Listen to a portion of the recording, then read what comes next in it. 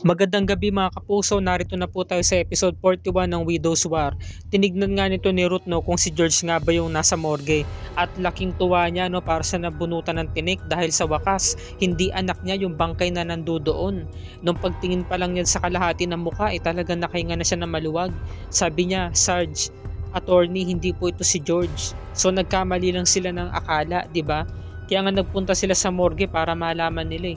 Samantala ito namang si Jericho, sino kayong katawagan niya? Nagre-report siya na hindi daw niya makita pa yung kanyang papa. Ngayon biglang sumingit tong si Peter, sabi niya, pwede ba? Huwag ka nang magtago dyan. Kakampi mo ko. Hindi mo kalaban. Tutulungan kita. At saka, hinahanap mo pa yung papa mo. Siguro baka nga buhay yun. Kasi di ba ikaw na nga nagsabi, binuksan mo yung ataul niya at hindi mo nakita yung katawan niya. So sabi naman ni Jericho, maaring buhay pa nga talaga si Papa. Kailan naman ako pumunta dito para imbestigahan ko ano nangyari sa kanya. Ilang taon nang nakakalipas, no? So nakipagkamay si Peter. 'Di ba? Kung ibibigay lang talaga ni Jericho yung tiwala, 'di ba? Para maniwala siya, nakakampi siya nito ni Peter at sinabi naman ni Peter na tutulungan niya raw ito. Nangako siya. Samantala pinuntahan naman ni Sam itong si Edward. Kino-comfort siya nung nurse, no? At saka ni Sophia. Anong ginagawa mo rito? Sabi ni Edward. Ward, nandito ako para kamustahin kung wala na ba ang ate mo. Alam ko kasi nasa morgue siya. Kung ganun, patay na ba siya? Diyan ka nagkakamali. Buhay si ate. Dahil nagkamali sila ng tinukoy. Kaya hindi ka dapat magpakasaya ngayon. Sabi naman ni Samantha, kung talagang inosente ang ate mo, bakit siya nagtatago dito? Ba't hindi siya nagpapakita? Ba't hindi niya hinaharap yung inaakusa sa kanya? Ni sa inyo nga, hindi nga siya nagpaparamdam Hindi totoo yung sinasabi mo. Huwag mong sabihan ng ganyan ng ate ko. Dinidiin mo siya. Ngayon, bigla na lamang dumating itong si Ruth. Samantala, pumunta na tayo dito kina Peter saka si Jericho. Sabi ni Jericho, ba't mo ko dinala dito? Alam naman natin na bawal tayong pumasok dito. Kaya nga tayo pumunta dito, di ba? Saka natakot ka pa. Ang lakas nga ng loob mo buksan yung ataw ng tatay mo, tapos dito takot na takot ka. Dito sa kwartong to, dito kasi tinatago yung mga files ng pamilya Palacios. Ngayon eto na. Sabi naman ni Edward, kailangan namin ng kakampi. Ngayon, ikaw, hindi ka namin kailangan, kaya pwede ba wag kang makipagsimpatya sa amin na kunwari concern ka? Sabi naman ni Sam, naiintindihan kita, Ward. Naiintindihan kita. Kaya naunawaan ko yung sitwasyon mo. Alam ko ang bigat-bigat na nararamdaman nyo ngayon. Pero isa lang kasi talaga ang tinutukoy ng mga ebidensya ang ate mo. Kaya kailangan harapin niya yung kasalanan niya.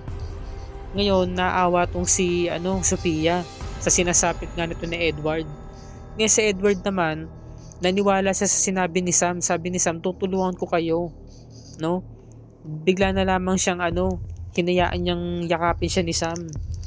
Yan, ngayon biglang dumating si Ruth, sabi niya, bitawan mo nga tong anak ko. Nagpapadala ka sa sinasabi ng babaeng to, Ward? Pwede ba? Alam kong ikaw ang may pakana na lahat ng ito, Sam, para sirain ng anak ko. Mas maigi pa sa akin yung ina na lagi nag-aalala para sa anak. Alam mo ba kung anong ginagawa ko, Sobrang hirap na ng pinagdadaanan ko. Nag-aalala ako, hindi ko makagilap kung nasaan yung anak ko. Halos mabaliw ako. Ang hirap sa pakiramdam na hindi mo alam kung nasaan ang anak mo, nawawala siya. At hanggang sa pumunta pa ako sa morgue para makumpirma kung siya ba talaga yung bangkay na nandoon o hindi. Ngayon sabi naman ni Sam, talagang pinagdidiinan niya na may kasalanan si George. Kung wala nga namang kasalanan si George, ba't siya guilty? Diba? Ba't siya nawawala? So hindi naniniwala si Ruth. Sabi niya, alam mo, ikaw lang talaga may pakana ng lahat ng to para sirain ang anak ko. Para siya ngayon ang nadidiin. Para siyang makulong. Tapos kayong manalo. Para mabaliwala yung kaso ng kapatid mo. Halika na anak, umalis na tayo dito. Kinaladkad niya si Edward. Kasi nga sabi nga ni Ruth, nagbanta siya Kung makita pa raw niya na nilalapitan ni Samantha yung mga anak niya, makakapatay daw siya, papatayin niya raw. So hinawakan ni Samantha yung tiyan niya. Samantala, ito na, nalaman na nga ni Jericho na dito pala tinatago yung mga files sa mga records ng pamilya Palacios. Tinanong siya ni Peter, anong taon doon nawala yung tatay niya? Sabi ni Jericho, year 1999 kasi yun. So 25 years ago na. So hinanap nila taong 1995. Maraming buwan yun, 'di ba? 12 months. Sabi niya, 'di ba merong buwan nawala yung ama mo? Sabi ni Jericho. Alam ko, magpapasko yun eh. Nagkakabit kasi kami ng Christmas tree noon, mga November. Kasi sabi niya, sabi ng nanay ko, pupuntahan doon ni Papa si Rebecca nung time na yun, tapos hindi na siya bumalik pa. So hinanap nila yung yung brown envelope, 'di ba, na pang November. Ngayon habang sila naghahagilap, nakita na nga nila November 1999. So tukoy na. Paparating itong si Amando. Ngayon pagbuklat ni Peter, nakita niya puro mga reseta galing sa doktor. So napaisip si Peter, sabi niya, di kaya baliw ang papa mo, Jericho? Huwag mo naman sanang masama itong sinabi ko Kasi ang alam ko sa mga ganyan, pag mayroong mental illnesses, nahahawa yan nakakahawa yan. Genetic kasi yan. Maaring nahawa si Rebecca sa sakit ng papa mo. At ngayon, maaring nasa mental hospital siya kaya hindi na siya nakabalik. Kaya hindi mo siya mahanap. So mayroong punto si Peter doon, di ba? So kinabahan na silang dalawa dahil mayroong gumalaw ng pintuan. Alam nila na mayroong papasok sa loob ng kwarto. Bilin pa naman ni Aurora na kung sino man ang pumasok sa kwarto niyan is barilin. Babarilin sila ni Amando, pwede silang mapatay. Nakapagtago agad yung dalawa. So, grabe, intense ang eksena mga kapuso. Nakakaba, hindi makapigil hininga, di ba? Nakakatakot. May dalang baril si Amando. Ayan, nagmamatsyag siya. Napuna niya yung lampara, yung pinaka-lamp, no? Hindi naayon sa pwesto, di ba? Tapos medyo nakagewang, nakabukas yung cabinet. So parang mayroon ng kailam. Ngayon buti na lamang hindi pa naghagilap itong si Amando sa buong paligid ng kwarto at umalis na rin siya agad-agad. Inayos niya lang yung lamp saka yung pintuan ng cabinet, sinara niya maigi. At naniniwala naman siya na tila ba parang walang tao sa loob. Ito namang si Jericho, nagtatago lang doon sa may gilid. Kung nagkataon pwede silang makahuli nito ni Amando. Ito namang si Peter, nagtatago sa lamesa, sabi niya, muntikan na tayong mahuli dun Ito namang si Aurora, sabi niya, nagparinig siya, ang mga gold digger talaga ay namamatay kapag sila naghukay. Kaya yung mga iba dyan, kapag pinili maging gold digger imbis na gintoong mahukay, baka paghukay mo sa lupa karit ni kamatayan pa ang makita mo, kasi nga dinala na nga ng mga forensic, no, yung katawan nga ni Beverly. So sabi naman ito ni Vivian, so ako bang pinariringgan mo, kami ni Sam?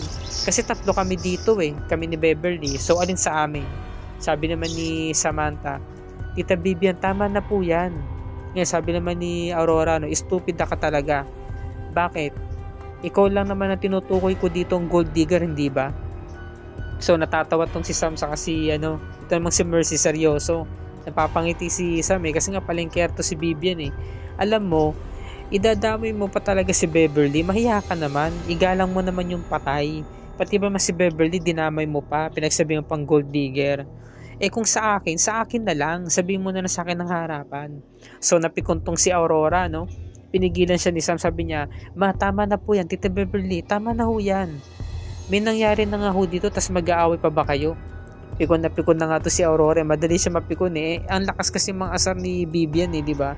So ito naman pinarangalan tong si Edward ng nanay niya. At nakikipagdramahan ka pa sa babaeng yun nagpaniwala ka na tutulungan ka niya. Nay, mukha naman pong sincere si Ate Sam Alam mo, wag kang magpapaloko sa babaeng yun. Yung babaeng yun, nagkukunwari lang na concern, mabait, para para kuhanan tayo ng balita. Chismosa yun. Kayang-kaya kang siraan nun. Kaya wala tayong dapat na pagkatiwalaan kundi tayo lang. Noon nga nakaya natin tayong tatlo ng ate mo, di ba, nung namatay ang tatay mo? Nakaya natin. Humingi ba ako ng tulong sa ibang tao? Di ba? Hindi. Kaya ngayon, nawawala ang ate mo, kaya tayo lang dalawa magtutulungan dito. Mangako ka sa akin, Edward. Gusto ko mangako ka. Naninindigan si Ruth, no? O sabi ni Edward, promise, Nay. Magtutulungan tayong dalawa. Hahanapin natin si ate.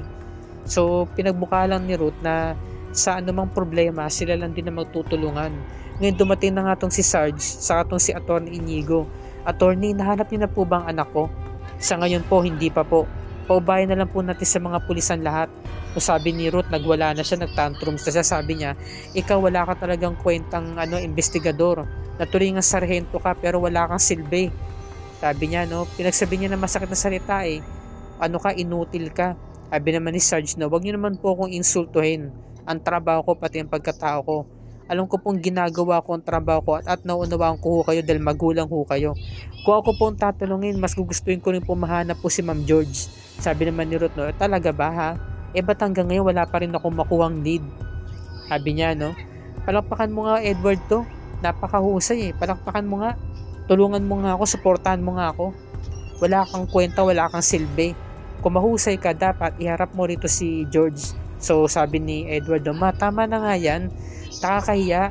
Kailangan natin ng kakampi. Paano natin siya makakausap at paano niya tayo tutulungan kung inaaway mo yung mga tao dito? Magsorry ka sa kanya, sabi ni Ruth. Hindi ako magsasorry sa kanya. Kailangan maiharap niya at maidala niya rito ang ate mo bago ako magsorry sa kanya, sabi ni Ruth, no? So nakakainis na si Ruth. Ngayon biglang tumawag itong si Detective Casas. Binalita niya na natagpuan daw nila or may lead daw sila kay George. Sabi ni Ruth, anong balita sa anak ko? Anong sabi ni Abdul? Sabi ni Sarge, natagpuan daw nila si George kung saan daw ito nanggaling at kung sinong huling kausap nito. So ito namang si Galvan talagang lulong na sa alak. Sabi niya, Cairo, pahingi pang alak. Ang sumalubong sa kanya si Sam. Anong ginagawa mo rito, Sam? Tito, gusto ko lang pong ipaalam sa inyo na maaari pong si George ang may kinalaman sa pagkamatay ni Beverly. Sigurado ho ba kayo na siya? Sabi ni Galvano, wala nang iba kundi siya dahil nakitaan siya ng mga ebidensya. Hindi ho kaya na siya rin po ang pumatay sa anak nyo kay Basil? Hindi ho kaya isang tao lang ang pumatay sa apo nyo kay Beverly saka kay Basil? Paano mo naman nasabi yan? Kapatid mo mismo si Francis ang pumatay sa anak ko. Hindi ho totoo yan. Wala pong matibay na ebidensya ang natagpuan kay Francis. Eto, talagang timely tong pangyayaring to. Hindi nyo ba naisip dito? Halos magkasunod lang silang pinatay na anak nyo sa ni Beverly. At maaaring si George ang may motibo nun dahil galit siya kay Beverly. Ngayon ito namang si Ruth, hindi talaga ako mapakali, attorney. Kailangan talaga ako ang gagawa ng paraan para mahanap yung anak ko. Sabi naman ni Attorney Inigo, paubahin na lang po natin sa mga otoridad ang lahat sa mga pulis na mahanap po natin si George, tita. Hindi ako makakapayag. So syempre siya ang magulang eh. Siya ang masusunod, di ba? So ito namang si Sam, pinagpipilitan niya si Galvan na maniwala sa kanya, binibrainwash niya eh. Hindi ho ba kayo nagtataka ha? Sabay-sabay ho sila nang namatay. Kamamatay lang po ni Basil, tapos ngayon naman si Beverly. Kaya sa tingin ko, isang tao lang may gawa nito. Si George lamang ang may motibo nito.